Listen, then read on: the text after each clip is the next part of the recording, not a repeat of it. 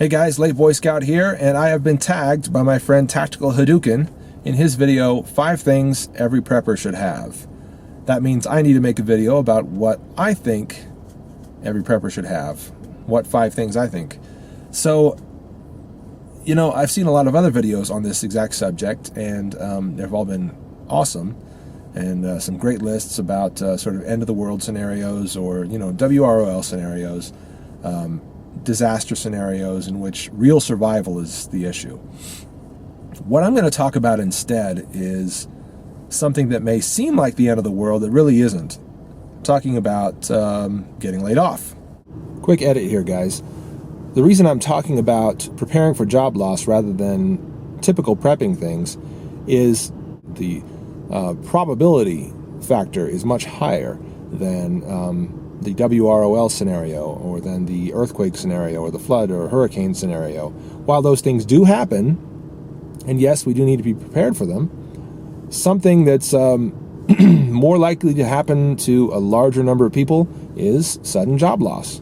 What 5 ways do you need to prepare in order to be ready for sudden job loss? Number 1, I think, is paying off your debts. Number 1, pay off your debts. Make every effort to pay off everything you owe. Now, your house may be out of the question, because most people I know have never paid off a house, unless maybe you're retired or something. But cars can be paid off.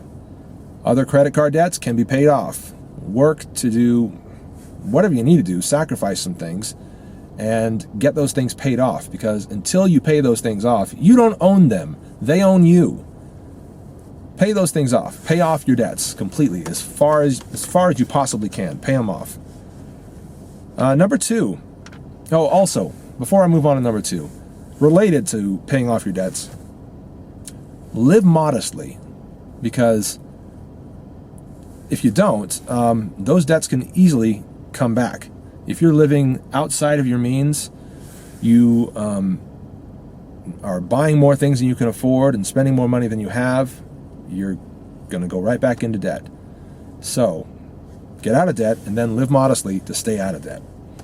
Number 2, establish a savings or reserve fund to help you stay afloat when your income dries up. And that should be as much as you can, really. I'm not going to put a limit on it. If you can save up a good 6 months, maybe a year's worth of income, something that's going to keep your family afloat for that long, that's wise. That's a wise thing to do. Start with, you know, a month and work your way up from there. How do you do this? By paying yourself first. Is a concept that I learned from a book called The Richest Man in Babylon. You pay yourself 10% first of whatever you earn. You get 10% first. And when I mean you get 10%, I mean that goes into the bank, into the savings, and you never touch it again. That's yours. That is your money, and nobody else ever gets it. And you may have to adjust your standard of living in order to be able to pay yourself 10% first, in order to pay yourself first. You may have to say, I'm not going to get that nicer cell phone plan. I'm not going to get that nicer cable TV plan. I'm going to maybe have the, I don't know, the not so nice thing over here, the not so nice thing over there. Because what's more important is having money going into my account before it goes anywhere else. And that is most important. So pay yourself 10% first, adjust your expenses so that you can do that, and that savings will build up pretty quickly, and before you know it, you'll have enough to keep yourself and your family afloat in the event of an unexpected loss of income. Number 3, keep your resume up to date. Yeah, it kind of sounds pretty intuitive, but how many people don't do that? And related to that, keep up a strong social and professional network. Why is that important? Well, the majority of jobs that you'll find are through people that you know. The majority of people who hire people that they have a personal connection to, because they know them. They know what they're going to do. You know, they don't typically hire somebody that they've never seen before, never heard of before. Sometimes they do, but they need a good recommendation. They need to know who this guy is, who this person is. So keep up your social and your professional network in that sense. Do your best to build bridges, never burn them. And don't be that person that you never hear from until suddenly they lose their job and now they're your friend again after 10 years of never talking to you. Keep those connections. Do your best to stay in touch with people that have the potential to help you, and be there for them as well. It's a network kind of thing. We all work together and make it so that we all stay employed. So that was number 3. Keep up your resume and your professional network. Number 4 is kind of twofold, 2 things. Number 1 is kind of an attitude. Be ready to tighten your belt. Be ready to change your spending habits, your eating out habits, the things you do on a daily basis that are based around how much money you earn. Be prepared to change all that for a much lower amount of money, possibly none. Or maybe you get a job and the only job you can get is one that pays, I don't know, half of what you were earning before. And you're going to need to make some serious adjustments if that's the case. So be prepared to tighten your belt in that sense. And related to that, though, the other half of that twofold idea is, this is more of a real preparation, and that is have some food storage. And this is good for emergencies and disaster scenarios, but it's also good just for, like I said, just unexpected job loss. If you make an effort to buy and keep foods that your family will eat, you are not going to be so concerned about what are we going to go buy, what are we going to go eat, Make a habit of stocking your pantry with stuff that's inexpensive, that's really useful and edible and nutritional, and good foods. These are things that can be, like in my family, we have a lot of beans, canned beans, canned tomatoes, canned fruit. We've got a lot of pasta, a lot of rice, flour, things that are staples, things that we can keep for a long time, but we can also use for a number of different dishes. And my wife's a pretty creative cook, so I'm lucky in that sense. We have a fair amount of stuff, and we take advantage of the case lot sales. We stock up on that stuff, and we keep it in storage, and rotate through it all, and actually use it on a regular basis. So it's not just stuff that goes into storage and never comes out again. We buy stuff that we rotate through on a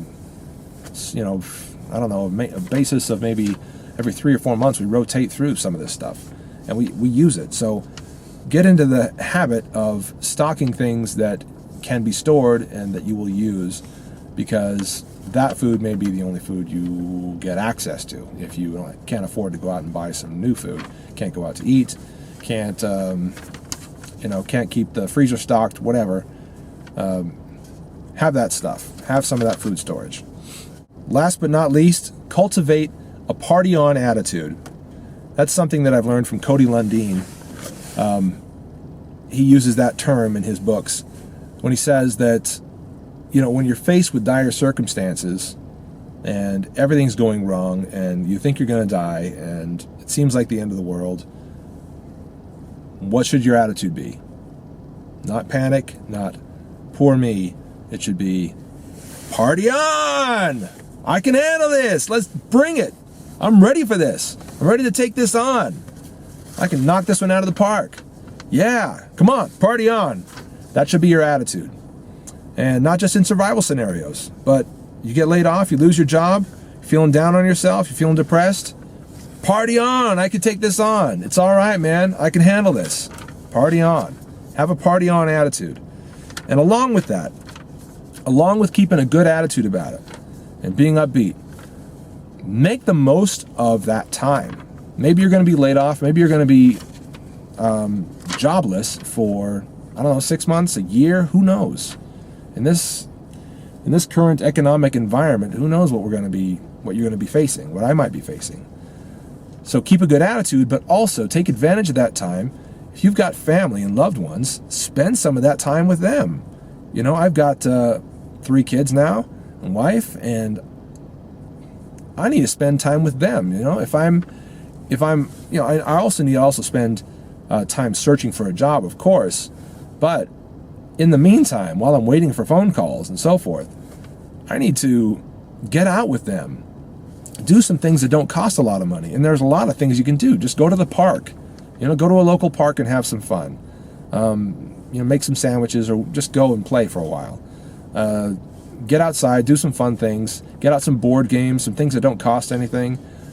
There's a lot of stuff you can do to build have some really great bonding time with your kids and your loved ones in that downtime. And it could turn out to be a really, really memorable time for you and for your kids, for your wife.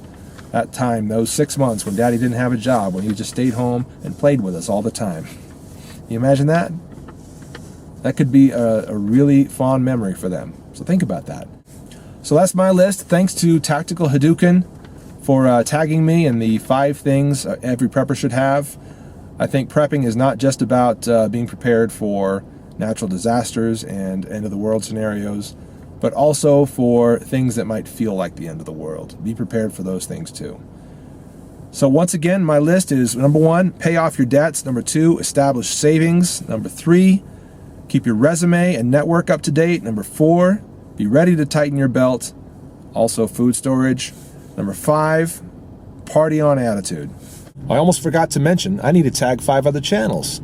So look in the description and also in annotation right now to see the 5 other channels that I tagged in this very cool sort of tag your it 5 things every prepper should have series. Have a look at their channels, check out their stuff, and hopefully those guys will make a similar video telling you about their lists and maybe put their own spin on it. I'm the Late Boy Scout. We'll see y'all later.